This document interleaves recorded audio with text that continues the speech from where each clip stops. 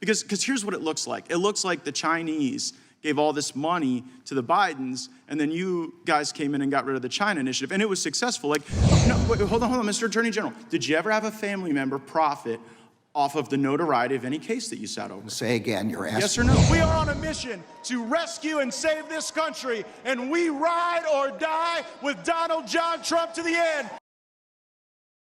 I guess I'm just wondering, Mr. Attorney General, has anyone at the department told President Biden to knock it off with Hunter? I mean, you guys are charging Hunter Biden on some crimes, investigating him on others. You've got the president bringing Hunter Biden around to state dinners. Has anyone told him to knock it off? Our job in the Justice Department is to pursue our cases without reference to what's happening in the outside world. Just yes or no? Have you done that? That is what we do. So it's a no? No one that I know of has spoken to the White House about the Hunter Biden case. I'm wondering then. Of course not. Okay, I got it. So Hunter Biden is selling art to pay for his $15,000 a month rent in Malibu. How can you guarantee that the people buying that art aren't doing so to gain favor with the president? The job of the Justice Department is to investigate criminal allegations. You have information. Are you investigating this? I mean, someone who bought Hunter Biden's art ended up with a prestigious appointment to a federal position. Doesn't it look weird that he's become this immediate success in the art world as his dad is president of the United States? Isn't that odd? I'm not going to comment about any specific. Not going to comment, not going to investigate. So right. Hunter Biden associate Devin Archer told us that Hunter sold the appearance of access to then Vice President Biden. Are you confident he has stopped doing that? I'm sorry, I didn't understand the question. Hunter Biden associate Devin Archer told us that Hunter sold the appearance of access to then Vice President Biden. Are you confident he has stopped? I'm going to say again that all these matters are within the purview of Mr. Weiss. I have not interfered with them, and I do not. But if you were confident that he had stopped, you could. And I do not intend to us. interfere with him.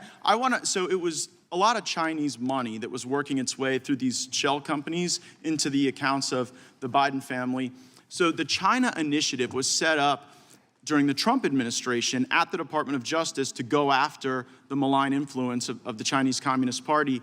And the Biden Justice Department dissolved the China initiative. So I guess I'm wondering, does the department have any documents that would detail the basis for why you got rid of the China initiative that President Trump had set up? The Assistant Attorney General for the National Security Division gave a long speech which explained that. He has testified before Congress several times. We'd be happy to provide you with What's the basis? Just tell us all now. Why was the China initiative dissolved? What the Assistant Attorney General said was that we face attacks from 4 nation states: North Korea, China, Russia, and Iran, and that we need to focus our attention on the broad range of these attacks. Sometimes we don't know. Wait a second. Are you saying that North Korea has the same malign influence risk to the United States as the Chinese Communist Party? Are you trying to represent there's some parity there? Because here's what it looks like. It looks like the Chinese gave all this money to the Bidens, and then you guys came in and got rid of the China initiative, and it was successful. Like, I saw one rationale that you guys got rid of the China initiative because it was racial profiling. But one of the people you convicted was a guy named Charles Lieber, who was a Harvard professor taking $50,000 a month to do China's bidding and give him whatever research was being done. Are you aware of the millions of dollars that moved through Rob Walker's shell companies from Chinese Communist Party entities into Biden family bank accounts? Are you aware of that?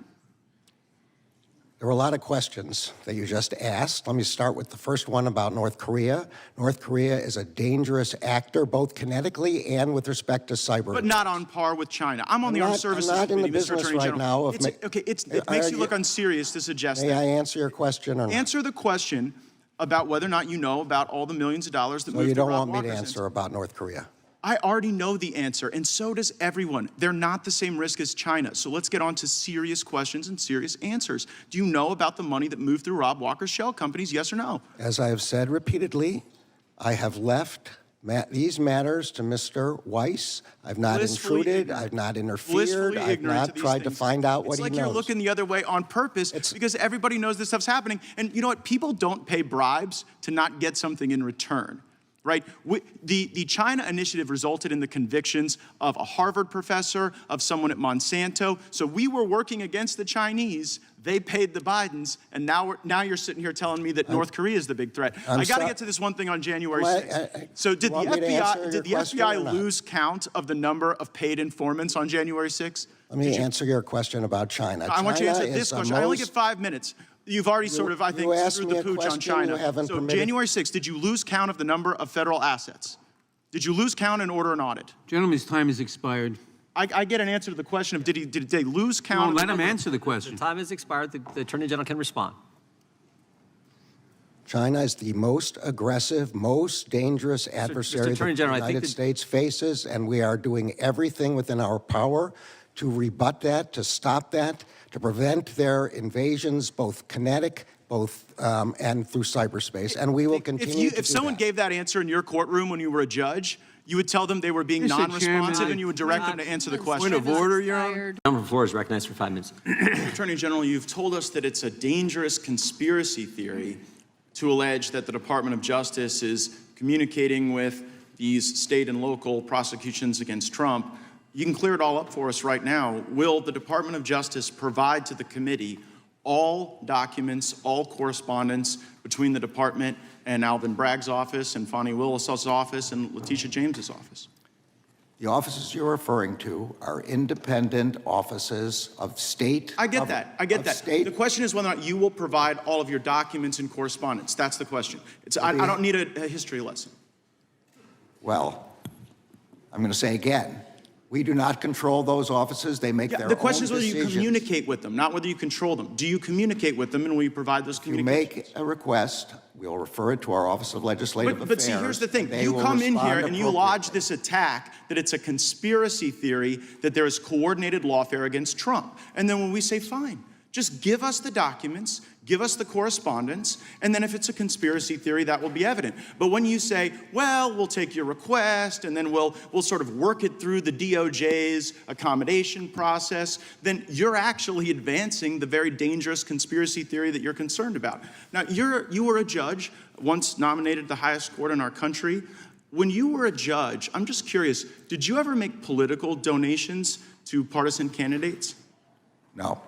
No, and you didn't because that would create the potential appearance of impropriety. I didn't because there's a federal rule barring federal judges from making contributions. Right, but under that same theory of attacks on the judicial process, like shouldn't someone be owed like a jury of their peers and a judge that's non-biased rather than getting a judge from your political opponent's donor file?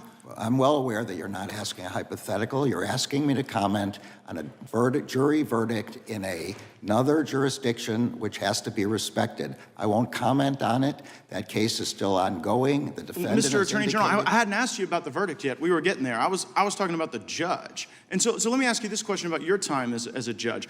Was there ever a time when you were a judge when you had a family member who was personally profiting off of the notoriety of a case that was before your court? Look, I'm going to say again, it's very clear you're asking me to comment on a case in another jurisdiction. No, wait, hold on, Mr. Attorney General. Did you ever have a family member profit off of the notoriety of any case that you sat over? Say again, you're asking yes or no? You're asking me to comment on a case currently. Well, it seems you're connecting the dots, Mr. Attorney General. I'm just asking you as to a general principle, but you are aware that Judge Merchan's daughter was profiting off of this prosecution. You are aware that that creates the appearance of impropriety. You know the very reason there's a federal rule against judges giving donations is because it is the very attack on the judicial process that we're concerned about. I'm sorry, I don't agree with anything you just said, but I'm not going to comment on it. Okay, so you won't comment on it, Mr. Attorney General, but you had no problem dispatching Matthew Colangelo. Who's Matthew Colangelo? That is false. I did not dispatch Matthew Colangelo. Matthew Colangelo became the Assistant Attorney General at the very beginning of the Biden administration.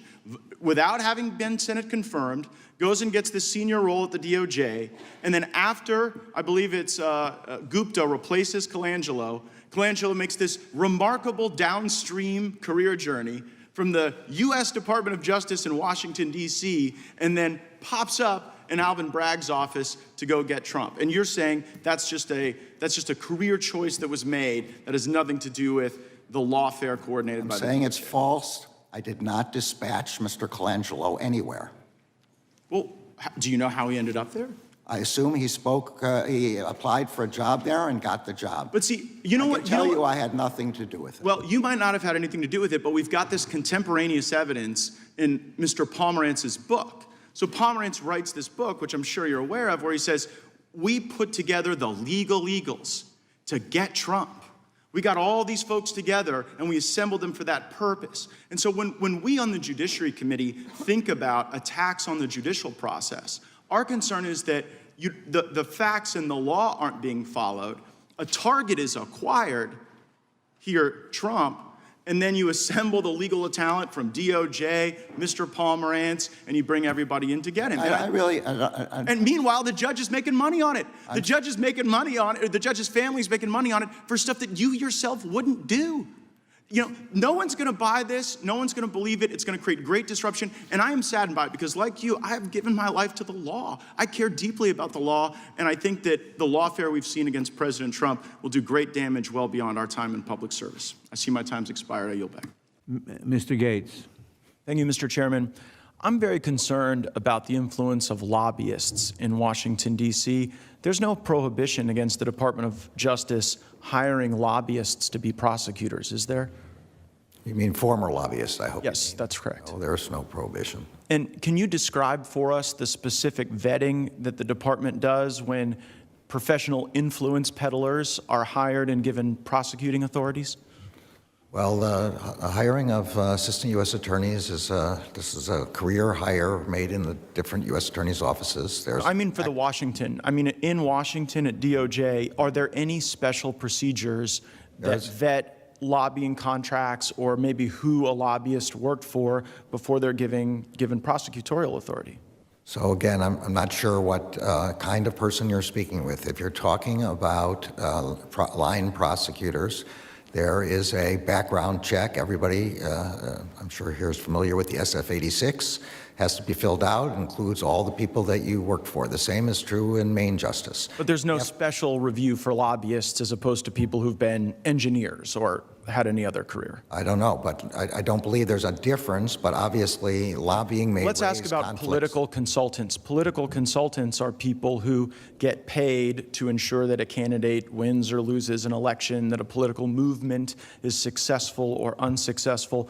Is there any prohibition against hiring political consultants as prosecutors at the department? Again, I don't think that we're allowed to even look at people's politics. The question. No. It's not their politics. It's the profession of being a political consultant. There's no special vetting for them, I don't think that there's a specific prohibition. There is a requirement that once somebody becomes a prosecutor, just like when somebody becomes a judge, that they get rid of whatever preconceptions they had before and that they go forward under their new responsibilities and are subject to the ethics rules of their new responsibilities. We would hope that would be the case, Mr. Attorney General, but I tend to think that if people are in the influence peddling game or they're prosecutors, it can be kind of dangerous to mix those, to be an influence peddler for hire one day, to be a prosecutor the next, maybe to rotate back and forth among those careers. And it sounds like there's no special vetting for lobbyists or political consultants. Let me ask the question about partisan committee staff. We have partisan committee staff that you see here. Their job is to ensure that one party or another preserves or captures the majority, that legislative proposals are successful or not successful.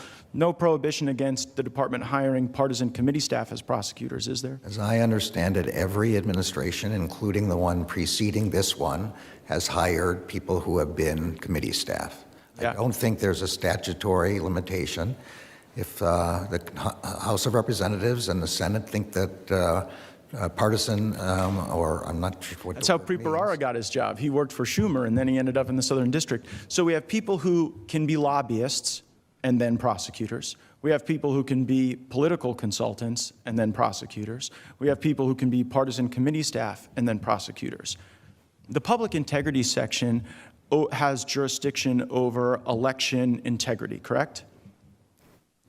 It has jurisdiction over election crimes, yes. Yes. So is there any prohibition against people who've been lobbyists, partisan committee staff, or political consultants actually going in and serving in the public integrity section, or is that allowed? Just say again, the hiring in the public integrity section is a career hire made under the civil service. It's not made. I know, I'm worried about their prior career, though. See, what I think is that if someone has been a political operative, to then put them in charge of election crimes, it's kind of like having the fox guard the hen house, don't you think? So if you think that, that would be a perfect example of something the House should pass a statute barring people from particular professions from working in the Justice Department. And would you support that legislation? I'd have to look at what it is, and I have to look at whether it itself violates the First Amendment, but I don't think there have ever been any restrictions like that before. I appreciate your open-mindedness, and I hope that persists during your time at the department. Would you provide the committee a list of lobbyists, former lobbyists, or just former political consultants who work in the public integrity section so that we might inform on the legislation that you've suggested we might consider? I don't intend to create a list of career officials and what their previous jobs were. So if there are people who literally were political operatives who have prosecuting authority in the area that oversees elections, you won't give us the list. I don't have any idea whether there is any such person. Time of the gentleman has Under Biden-Harris, America has fallen sicker, lonelier, and poorer. Under Trump, we prospered, we were richer, inflation was low, and there were two genders. The swamp draining will recommence soon, and I will be President Trump's strongest ally in Congress to pass term limits, to stop taxpayer funding for political campaigns, to ban members of Congress for life from becoming lobbyists, and for the same reason you don't let the referee bet on the game, ban members of Congress from trading individual stocks. We are on a mission to rescue and save this country, and we ride or die with Donald John Trump to the end. Thank you all so much. Thank you for having my back. Let's go get him.